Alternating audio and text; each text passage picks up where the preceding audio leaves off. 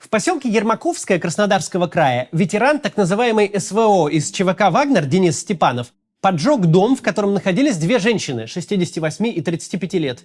Погибли обе. Степанов в момент совершения убийства должен был отбывать свой 6-й срок в колонии, но навоевал себе в Украине свободу и помилование президентское. В городе Заволжье Нижегородской области бывший вагнеровец Олег Гречко облил бензином и сжег заживо собственную сестру. Вот только его не должно было быть рядом с сестрой, потому что в марте 22 года он получил 11 лет за убийство. Только недавно. Но не отбыв даже 10-й части положенного наказания, он пошел убивать в Украину, а потом вернулся в Россию и сжег сестру. Под Волгоградом вагнеровца Алексея Хлебникова арестовали по подозрению в изнасиловании 13-летней племянницы. Уже знакомая история. В 18 году Хлебников сел за убийство на 11 лет, но из колонии он отправился на войну, а с войны прямиком на волю, к 13-летней племяннице. Всех этих людей в награду за участие в войне помиловал лично Владимир Владимирович Путин. Помилование – это исключительная прерогатива президента, его персональная ответственность. На встрече с так называемыми военкорами Путин и сам лишний раз проговорил общеизвестный факт. Он действительно подписывает указы о помиловании уголовников, прошедших СВО. Мобилизованные россияне, среди которых и те, кого заманили в военкомат на сверку документов или отловили на улице, они, если и могут вернуться домой, то только с инвалидностью или в гробу. Многие из них и вовсе остаются пропавшими без вести. По закону погибшими их признают лишь через 2 года после окончания военных действий, а их семьи в ближайшие годы даже не получат никакой компенсации. Только копеечное ежемесячное пособие. Меньше 22 тысяч рублей плюс 2815 рублей на каждого ребенка. Зато уголовников Путин личными указами возвращает в общество, предварительно прогнав их через фронт, чтобы они улучшили свои навыки и получили статус героев-ветеранов. Чтобы в полной мере ощутили собственную безнаказанность, не отбыв и малой доли наказания за свои преступления, реальные преступления, не критику армии или правительства, а убийства и изнасилования.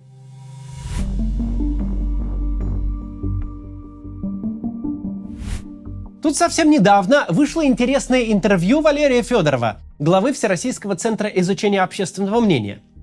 Начальник ВЦИОМа считает, что главной ценностью для россиян является безопасность, и что Владимир Путин пойдет на свой 5-й срок, среди всего прочего, именно с такой повесткой. Будет гражданам предлагать безопасность. Мы видим, как Путин преуспел в этом плане во время своего 4-го президентского срока. Десятки тысяч россиян убиты, еще больше раненых и изувеченных. Страна сидит как на иголках, ожидая новых волн мобилизации. 3 дней не проходит, чтобы что-нибудь в России не взорвалось.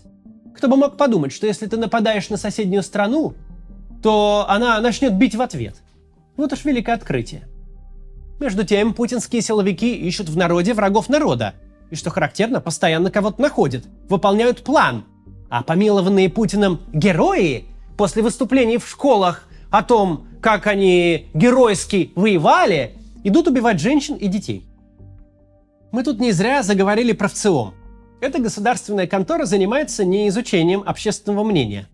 В условиях авторитарного режима главная функция ВЦИОМа – мнение граждан не изучать, а формировать. Хоть хитроумной формулировкой вопросов, хоть прямой подтасовкой, ВЦИОМ должен давать стране нужную статистику. Мол, большинство россиян за Путина и за войну. Хоть эта организация и не занимается пропагандой напрямую, но выполняет важную пропагандистскую функцию. ВЦИОМ – это один из инструментов внушения россиянам идеи, мол, все не согласны – это маргинальное меньшинство. Результаты соцопросов и заоблачные рейтинги Путина призваны демотивировать каждого потенциального оппозиционера, убедить его в том, что он будто бы одинокий отщепенец среди огромной толпы согласных, что его попытка что-то изменить – это продажа соплей розовых единорогов.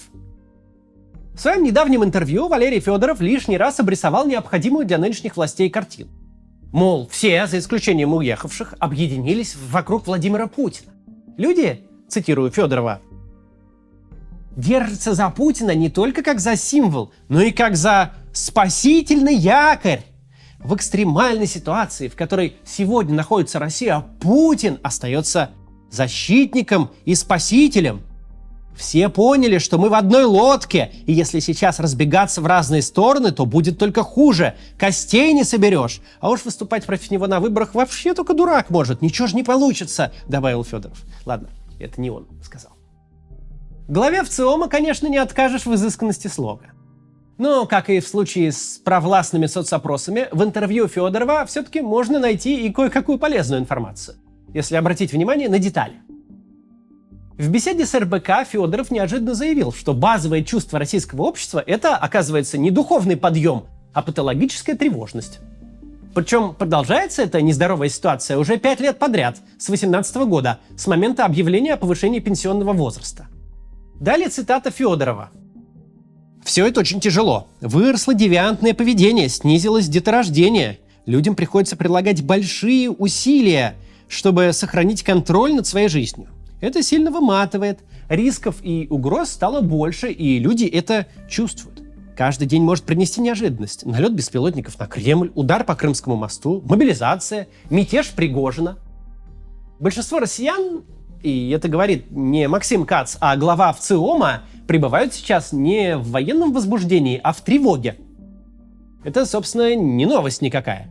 В прошлых видео мы говорили про индекс тревожности, который в воюющей России высок. А вот граждан, активно поддерживающих войну, которые мыслят категории «все для фронта, все для победы», глава ВЦИОМа насчитал не так много, оценивает всего лишь в 10-15%. Цитирую. «Все-таки большинство россиян не требуют взять Киев или Одессу. Они удовольствия от битв не получают. Была бы их воля, они бы военную операцию и не начинали». Правда, далее Федоров заявляет, что наши сограждане в большинстве своем рассуждают, мол, как-то так. Раз начали войну, так значит теперь надо побеждать. Но при этом никакого внятного образа победы у таких россиян, по словам Федорова, нет в голове. Нет никакой горячо желаемой победы или цели. Победа — это то, что Владимир Путин сам решит назвать победой. А большинство кивнет, обрадуется, что все наконец закончилось и пойдет себе дальше. Интересно, что даже по данным главы ВЦИОМа 16-18% россиян стабильно выступают против СВО во всех телефонных опросах. Казалось бы, не так много. Да только вот представьте себе. Вам самим, например, позвонили с незнакомого номера и спрашивают: «Здравствуйте, а как вы относитесь к Путину и к войне?» И представьте, что число людей, которые в такой ситуации с сегодняшней Россией, когда плохо относиться к войне — это уголовная статья, 16-18% заявляют, что против. А сторонников при этом 10-15, то есть меньше. И это, опять же, в условиях, когда неправильный ответ может привести к уголовному делу. И это готов признать человек, у которого вообще-то служба состоит в том, чтобы конструировать иллюзию широкомасштабной общественной поддержки.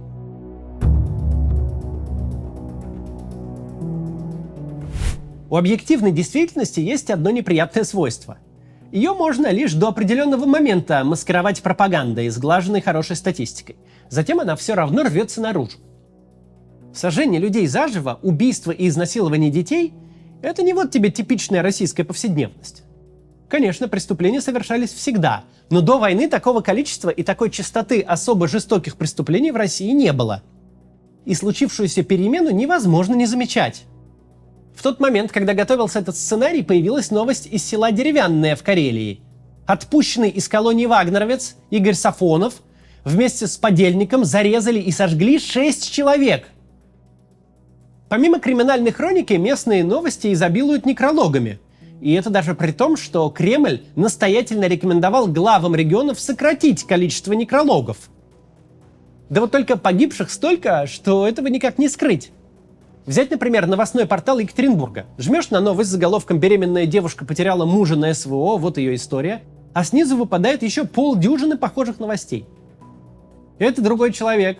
Как жена мобилизованного выхаживает его после ранения, у него ПТСР и нет части органов. Трижды заводили сердце. Невеста борется за раненого на войне жениха. Он лишился глаза и разучился говорить. Лена, Фаниса убили. Жительница Свердловской области рассказала, как потеряла мужа на спецоперации и так далее. И это сплошняком. Госконтора, занимающаяся общественным мнением, так и она признает, что открытых противников войны больше, чем активных ее сторонников. А большинство граждан пребывают в постоянной тревоге. единственным спасением от перманентной тревожности становится полная апатия. И это ВЦИОМ под ковер замести не смог. Нет ни одной причины, чтобы в будущем тревожность становилась меньше, а количество провоенной публики росло. Преступлений, совершаемых ветеранами СВО, будет становиться только больше. И здесь есть прямая вина Путина, который, во-первых, начал войну, а во-вторых, выпустил на волю спецконтингент убийц, насильников и тому подобных. Потери на войне растут ежесуточно, а вместе с ними появляется опасность новой волны мобилизации. Самые аполитичные пофигисты, негодные к строевой, и те не могут не замечать падения рубля и взлета цен на топливо. Дальше будет только хуже. Если бы Владимир Путин пошел на выборы завтра, то ему и то пришлось бы приложить экстраординарные усилия, чтобы собрать достаточное количество лоялистов и согнать их на участки. А еще, чтобы те, кто против, не пришли, тоже очень много усилий пришлось бы приложить. Однако до дня голосования еще примерно полгода.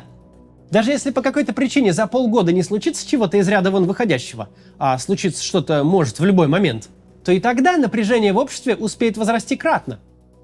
Больше жестоких убийств в тылу и бессмысленных смертей на фронте. Ниже реальные доходы, сильнее фрустрация. И страх перед радикальными переменами будет слабеть, потому что если ничего не поменять, житья точно никакого не будет. Путин сейчас как Черчилль наоборот. Он тоже может предложить согражданам только кровь, пот и слезы, но с тем отличием, что он, Путин, сам же эту ситуацию и создал, сам войну и затеял, и никому в России, кроме самого Путина, она не нужна. Между меньшинством граждан, которые готовы открыто заявить свое неприятие войны, и другим меньшинством, которое активно за войну, находится большинство граждан России, которые не занимают ярко выраженной позиции. Федоров, возглавляющий ВЦИОМ, записывает их в эдакие умеренные сторонники войны. Но у ВЦИОМа вообще-то такая работа – создавать образ всенародной поддержки путинской войны. Да вот только даже по словам государственного социолога выходит, что большинство из тех, кого он называет сторонниками СВО, вовсе не жаждут новых территориальных приобретений. Им достаточно любой такой победы, при которой война наконец закончится. Как бы эта победа ни выглядела. Им все равно, им не нужен Киев, нужно, чтобы мир наступил. И это, кажется, не Путина сторонники, а наши. Так вот, наша задача состоит в том, чтобы правильно сформулировать общественный запрос. Чтобы направить всю усталость, всю фрустрацию, тревогу и недовольство наших граждан в нужную точку. Чтобы каждый понимал, что для России единственная возможная победа – это перестать убивать и калечить своих и чужих граждан. Россияне победят тогда, когда перестанут терпеть ненужные лишения от ненужной войны в соседнем государстве. Когда обретут возможность планировать на годы вперед и строить счастливую жизнь в родной стране. Для нас победить – это вернуть свои войска домой. Не убийц-насильников отпускать на волю с ветеранскими удостоверениями, создавая военизированную преступность, а мобилизованных граждан вернуть обратно в их семьи. Чтобы они перестали гибнуть и калечиться сами, прекратили убивать и калечить других. От нахождения российской армии в Украине плохо всем. И людям в России, и людям в Украине, и самой армии плохо. Если российские войска будут выведены, никто нашу крупнейшую в мире ядерную державу завоевывать не станет. Просто закончится война, которая нужна только одному конкретному человеку. Перестанут гибнуть люди, появится возможность для восстановления.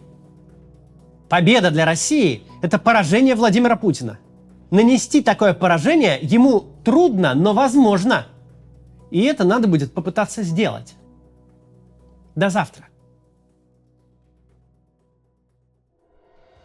Приглашаем вас на живые выступления Максима Каца. Вы сможете увидеть закулисную жизнь канала и запись ежедневного ролика. А во время общения с залом сможете задать свой вопрос Максиму. Тель-Авив, Лондон, Берлин, Прага, Париж, Лимассол, Амстердам, Вена, Цюрих, Рига и Милан. Билеты на сайте maximkatz.com.